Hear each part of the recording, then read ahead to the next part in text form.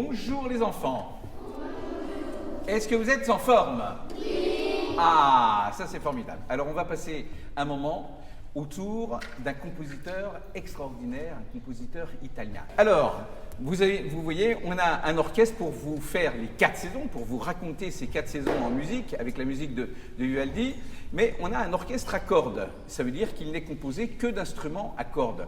On va faire un petit tour de tous nos instruments. Vous les connaissez peut-être déjà, vous les connaissez tous, les instruments à cordes?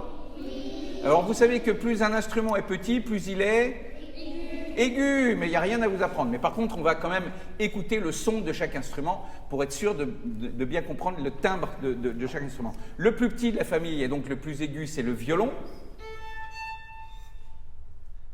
T'as pas mieux? Voilà, c'est un petit extrait, hein, vous voyez. Ensuite, on a son cousin, qui est un petit peu plus grand. On peut montrer un violon et un alto l'un à côté de l'autre. Vous allez voir, la différence n'est pas extraordinaire, mais le son déjà est complètement différent. On peut écouter l'alto.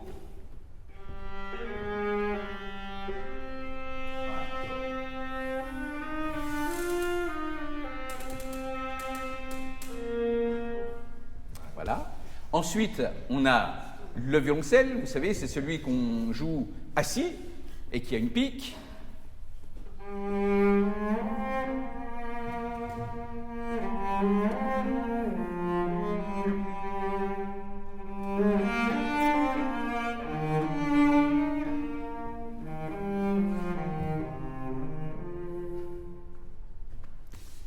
Et ensuite, le plus grave et donc le plus grand de toute la famille des cordes, c'est la contrebasse.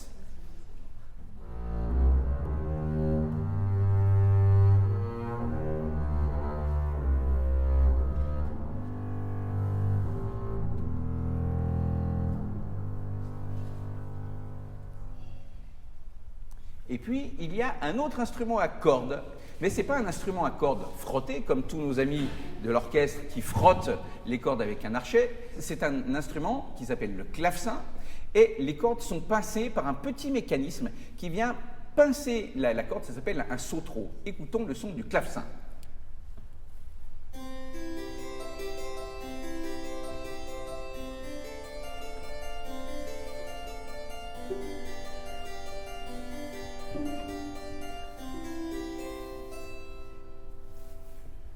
On a fait connaissance, ou on s'est rappelé de tous les instruments qui vont nous servir à interpréter ces 4 saisons. Et on va d'abord parler un petit peu du compositeur de ces 4 saisons, ce cher Antonio Vivaldi. Alors, il est né à Venise, vous savez tous ce que c'est. Venise, c'est une ville d'art, c'est même elle-même une œuvre d'art, puisqu'elle est construite sur pilotis, et on voyage à l'intérieur avec les gondoles, dans les canaux, maintenant ça s'appelle des vaporetto. Et Antonio Vivaldi, il est né en 1678, et il est né pas n'importe quel jour, il est né le jour d'un tremblement de terre. C'était il y a presque 350 ans, donc vous voyez que cette musique a traversé le temps. Son papa était barbier. Et il jouait du violon pour distraire ses clients. Et petit à petit, il était tellement passionné par la musique qu'il est devenu violoniste professionnel. Donc rien de plus normal pour le petit Antonio d'étudier le violon et de très vite devenir un virtuose. Mais vous savez, à cette époque-là, quand on était le premier enfant d'une famille, on n'avait pas trop le choix. Soit on devenait militaire, soit on devenait prêtre. Et la famille de Antonio Vivaldi est assez portée sur la religion, et donc le petit Antonio est destiné à la prêtrise, et donc il va devenir prêtre. Et comme il avait les cheveux ce qu'on appelle le blond vénitien, on l'appellera toute sa vie il prete rosso, ce qui veut dire le prêtre roux. Il est choisi, dès qu'il est adulte, pour devenir le maître de violon de l'Ospedale della Pietà. C'est une institution religieuse où on recueille de jeunes orphelines qui suivent une éducation assez stricte, mais bon nombre d'entre elles font de la musique et plutôt à un très bon niveau. Alors le jeune prêtre Antonio, professeur de violon, est déjà aussi passionné par la composition et il enseigne sans compter son temps à ces jeunes orphelines. C'est tout naturellement qu'il consacre aussi une partie croissante de son talent à composer des concertos pour ces jeunes virtuoses et aussi de la musique de chambre. Très vite, la réputation de Vivaldi dans toute l'Europe commence à briller. Elle est puissante, tous les rois, toutes les personnalités du monde, quand elles passent à Venise, veulent aller voir les concerts d'Antonio Vivaldi avec ces jeunes filles qui font de la musique de chambre ou de l'orchestre. Voilà. La carrière internationale de Vivaldi s'affirme et s'accélère jusqu'en 1711, date à laquelle le gouverneur de l'Hospédale le congédie. Et du coup, il a encore plus de temps pour poursuivre ses compositions et pour voyager, ce qu'il va faire à peu près toute sa vie. Pendant sa vie, Vivaldi aura composé plus de 1000 œuvres, dont des opéras. Il en aurait fait 94, c'est beaucoup. Il n'y en a que 20 à peu près qui nous sont parvenus jusqu'à maintenant. Des œuvres de musique de chambre, il y a 98 sonates pour un ou plusieurs instruments, plus de 500 concertos pour violon, mais aussi des concertos pour violoncelle, pour basson, pour mandoline, pour flûte, pour trompette, pour luth, etc., pour à peu près tous les instruments, et aussi pour des groupes d'instruments. Alors, les 4 saisons, ça s'appelle les Quattro Stagioni, qui nous intéressent particulièrement, sont aujourd'hui en fait 4 concertos pour violon, séparés. Alors, qu'est-ce que c'est qu'un concerto? C'est une pièce musicale, en général en 3 mouvements, un rapide, un lent, un rapide, dans laquelle un ou plusieurs solistes dialoguent avec l'orchestre. Dans un concerto pour violon, vous aurez compris, c'est notre soliste, Yann, qui dialoguera avec l'orchestre, qui ici, comme on l'a vu, est un orchestre à cordes. Ils sont accompagnés aussi par un clavecin, puisqu'on l'a entendu. Alors, le premier concerto, c'est le printemps. Qu'est-ce qui se passe au printemps? Vous savez tous, c'est en ce moment. Voilà, c'est ça. La nature redevient verte, les jours rallongent, il fait meilleur, il fait plus chaud, donc on commence à ressortir et à cultiver les champs. Les oiseaux finissent d'hiberner ou bien ils reviennent chez nous après leur migration, ils recommencent à chanter. Bref, toute la nature qui semble sortir de son repos hivernal prend un petit peu des formes habituelles. Les ruisseaux qui étaient gelés reprennent leur cours normal et on entend aussi le vent dans les feuilles qui commencent à verdir. Bref, tout cela, c'est dans la musique de Vivaldi et on va regarder. Typiquement, dans le premier mouvement, on va entendre la joie de retrouver le printemps. Écoutez le thème du printemps. Vous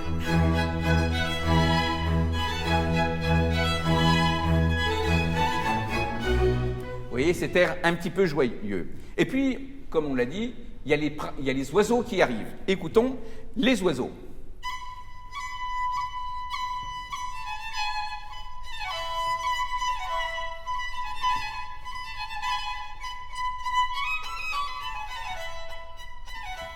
Et puis, on va entendre l'eau du ruisseau qui va reprendre son cours. Écoutez.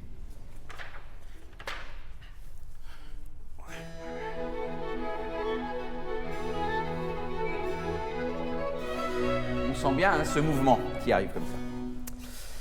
Et puis, on va aussi entendre, parce qu'il ne fait pas que beau au printemps, il y a aussi le tonnerre qui gronde.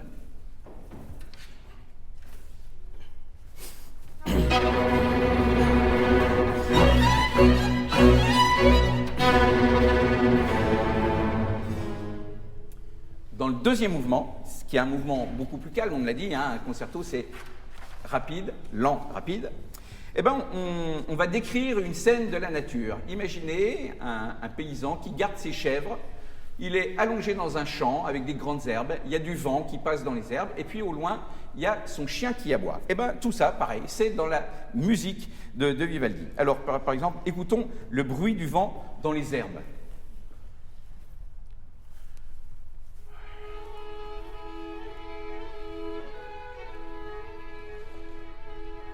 Vous voyez, quelque chose de très doux, comme ça.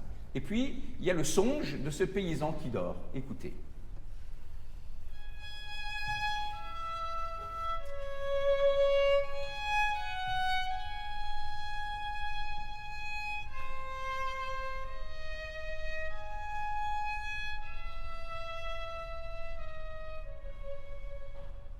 Et puis, on a dit, il y a son chien qui aboie. Alors, c'est pas facile hein, de faire un chien avec un orchestre à cordes. Là, vous allez voir ce qu'il fait Vivaldi. Il prend un alto, il fait une note courte, une note longue, et c'est pas comme si on avait l'impression vraiment que c'est un chien qui aboie, mais ça décrit, ça nous emmène un petit peu dans l'ambiance de ce chant.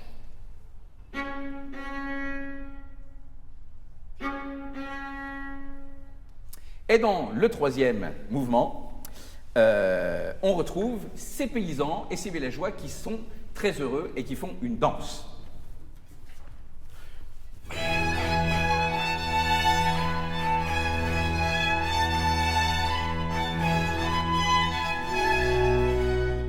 On a tous les éléments pour comprendre ce premier concerto qui s'appelle Le Printemps et on vous le joue tout de suite.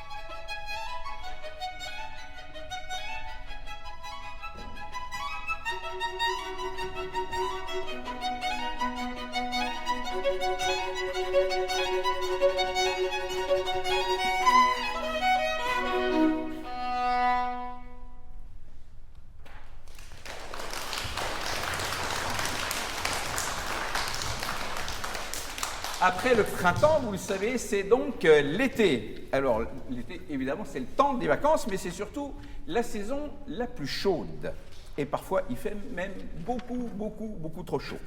Alors, bien sûr, la nature est belle, hein, les oiseaux sont au mieux de leur forme parce qu'ils ont pris un petit peu des forces pendant le printemps. Et puis, parfois, un petit vent vient rafraîchir cet air un peu étouffant. Et puis, il y a aussi parfois des orages. Et bien, tout ça, on va le retrouver dans ce concerto. Le premier mouvement commence sous un soleil absolument plombant. Alors, quand il fait chaud, très chaud, qu'est-ce qu'on fait? Eh bien, on ne fait rien, on s'économise. Et vous allez voir, le début, c'est un petit peu comme si on faisait une sieste. C'est quelque chose de très calme, avec des intervalles conjoints. Écoutez.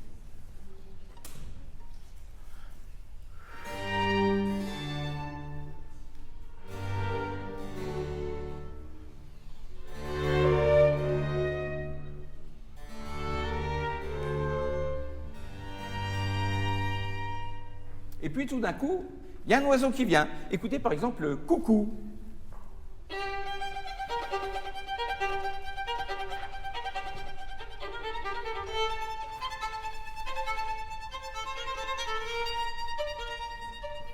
Et puis il y a la tourterelle.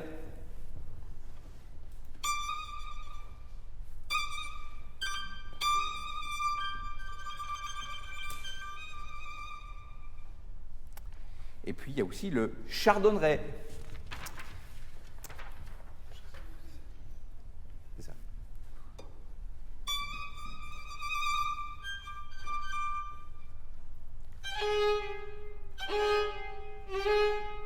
Et puis, il y a aussi un petit peu de vent frais qui arrive.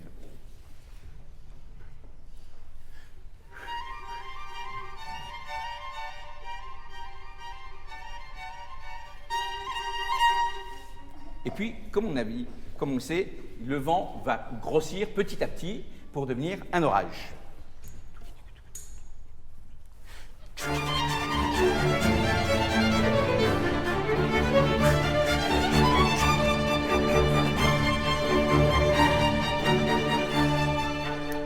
Alors, le deuxième mouvement, c'est déjà l'annonce que l'été ne sera pas forcément complètement calme. Et quand l'orage se prépare, la lumière change aussi, mais c'est l'été. Alors imaginez, vous êtes tranquillement en train de vous reposer, ça pourrait être ce thème-là.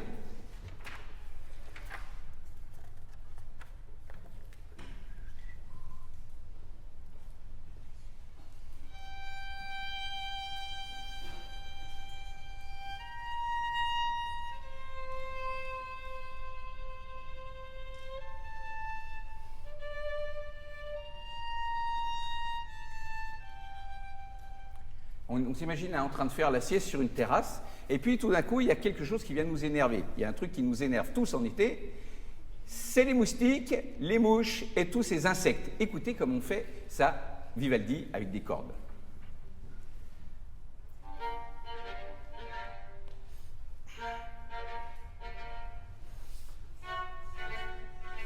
C'est étrange, hein, le son, ça fait bzzz, un petit peu comme ça. Et puis, au loin, il y a l'orage qui se prépare. Écoutez. Piano la première fois.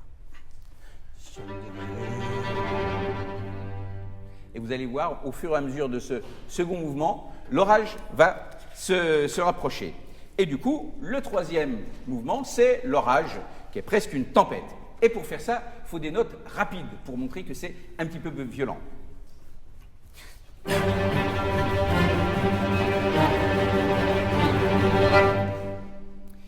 Quand il y a un orage, il y a aussi des éclairs.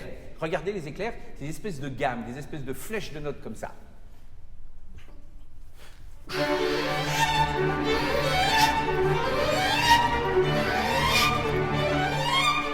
Et puis, quand il y a un orage, évidemment, il y a beaucoup de pluie. Et donc, pour avoir cette espèce de pluie, on va avoir beaucoup de notes qui vont descendre. Écoutez comment ça fait.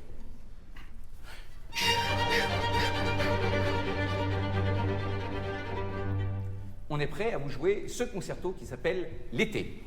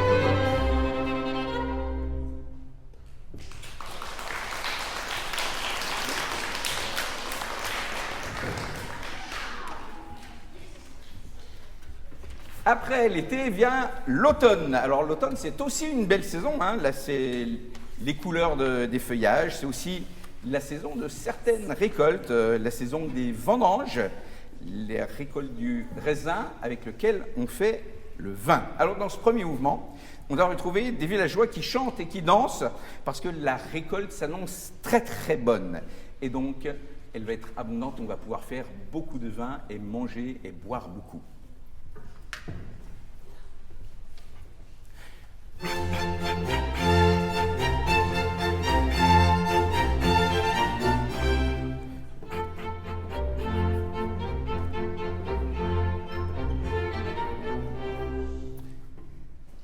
Alors, le problème avec le vin, c'est que quand on en boit beaucoup, des fois, on n'est plus très très droit. Eh bien, on va essayer de mettre ça en musique. Écoutez ce qui se passe quand on vient, pas complètement ivre, mais en tout cas, on commence à plus marcher très droit. Écoutez ça.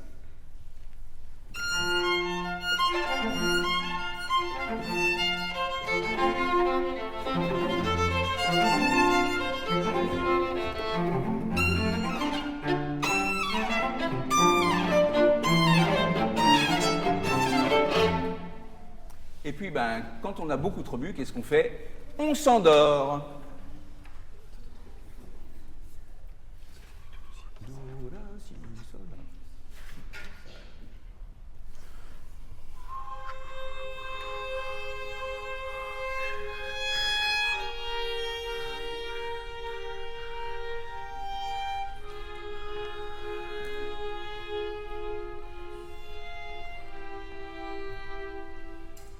Le deuxième mouvement de ce concerto consacré à l'automne, eh bien, vous avez vu, on a un vigneron qui a fait la fête, qui dort, eh bien, ça va être un songe. Vous allez voir, c'est une musique assez incroyable. Il n'y a pas de réel thème, c'est des espèces de plages de sons, comme si on était vraiment ailleurs, vraiment une sieste.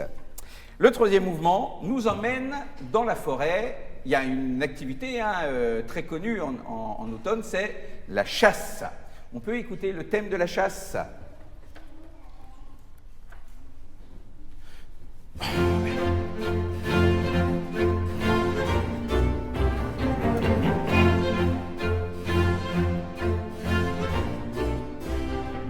voyez bien, on imagine bien des chasseurs, peut-être même sur des chevaux, avec ce pas des chevaux très très élégant. Il nous manque qu'une chose, c'est les corps de chasse. Mais on n'a pas de chance. Vous avez vu dans notre orchestre, il n'y a pas de corps. Est-ce qu'on peut demander à un violoniste de faire un corps? Eh bien, Vivaldi fait mieux. Il va faire jouer un violon pour imiter deux corps. Ça s'appelle des doubles cordes.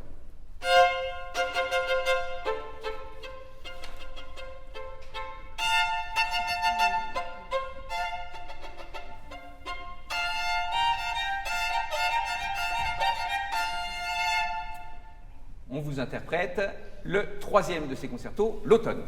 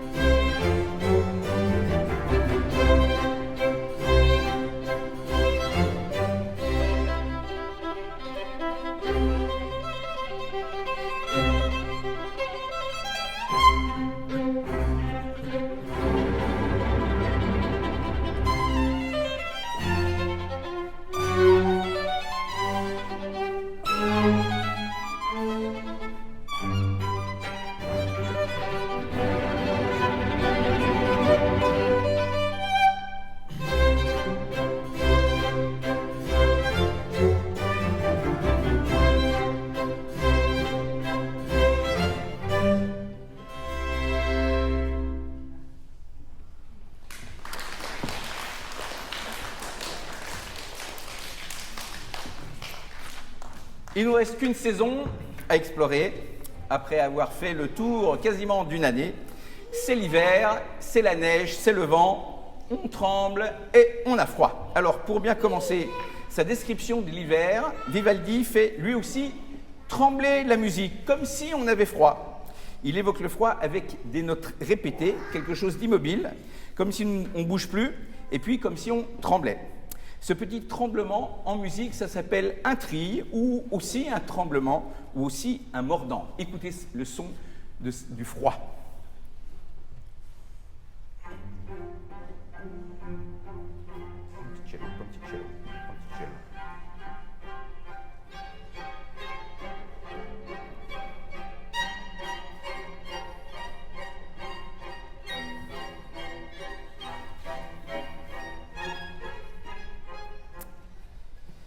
Et puis, il y a une espèce de grand coup de vent glacial. Écoutez ce que ça donne.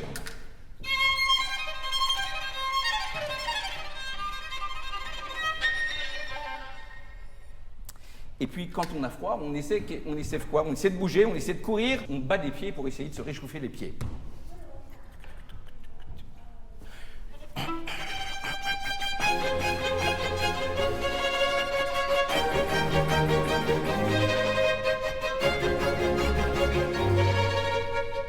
Dans le deuxième mouvement, on ne va pas rester dehors, on va rentrer dans une maison qui, elle, est plutôt bien chauffée. Alors, qu'est-ce qu'on fait? On regarde dehors et on regarde les flocons de neige ou la pluie tombée. Ça va être les pizzicato. Tout à l'heure, on a dit que le clavecin, il avait des notes qui étaient pincées. Avec le sautreau, tu nous fais.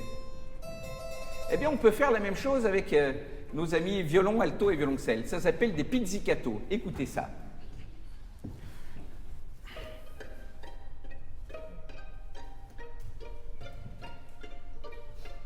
Alors, on imagine les flocons qui sont derrière la vitre et qui tombent tranquillement. Et puis, on est au coin du feu et vous allez entendre, Vivaldi a fait quelque chose d'assez original pour une fois. On va entendre le crépitement du bois dans la cheminée. Pour ça, il va faire des notes répétées à des octaves avec un violoncelle, toujours régulière et toujours très très piquée, très courte.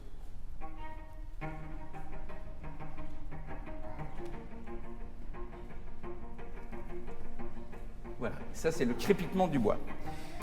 Pour terminer ces saisons, on va ressortir dehors malgré le froid et on imagine qu'on est sur la glace et on marche d'un pas très rassuré. On fait ça avec prudence. Écoutez voir.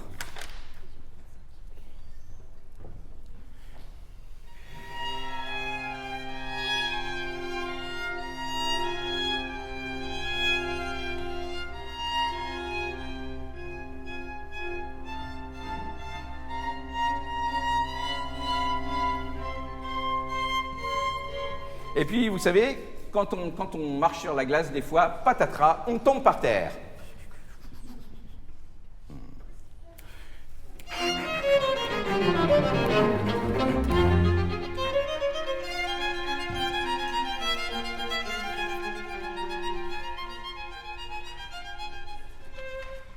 On est prêt pour voyager dans cette dernière saison, l'hiver.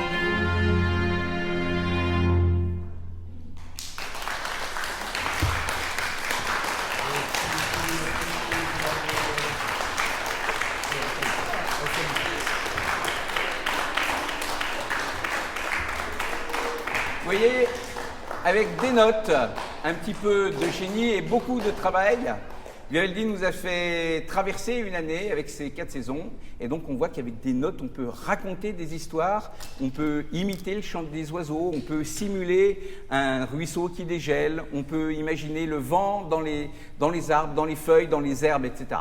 Avec des notes de musique, on peut faire beaucoup de choses. Donc j'espère que vous aurez envie d'écouter beaucoup de musique, des musiques différentes, hein, pas forcément du Vivaldi, pas forcément du Mozart.